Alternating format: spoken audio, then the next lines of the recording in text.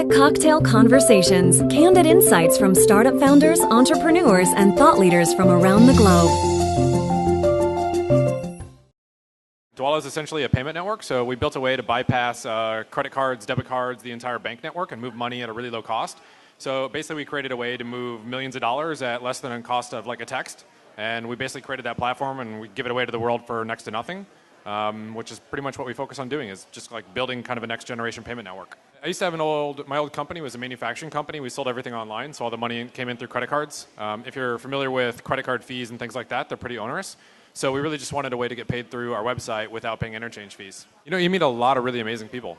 At the end of the day, as long as you're willing to share with people what you're doing and how you're doing it, you're going to get a tremendous amount of amazing advice from people that are just absolutely brilliant. And especially in such like a tight-knit community, you're bound to get to people who really know your industry really well, really quick if you're not full of it. Regulation is really tough in our business, but we spent a couple of years figuring out how the regs work and basically managing those really well.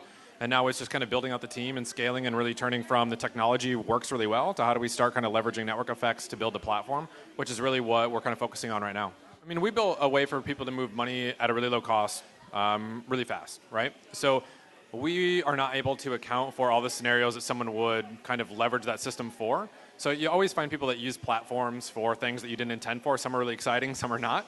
So, I mean, there's definitely things that are kind of unintended consequences, like what people might do with their money, but you know, as a payment network, it's not our business what anybody does with their money. It matters to us that we make that happen at a really low cost, really fast. I think when I dropped out of college to build a manufacturing company, ordered $40,000 worth of supplies that I didn't have any money for, and basically pre-sold all of it before I got it. I mean, I feel like it's been downhill ever since. And there was no way in hell I wanted to work at Walmart. So I didn't want to work at Walmart. I didn't want to wait tables. It felt like to me, if you could make better money owning a business than you could if you finished 4 years in college, like why would you spend 4 years doing nothing? So that was just kind of my personal, outlook on it, and it's not for everybody, but it worked well for me. I haven't downloaded anything new. I haven't tried anything new.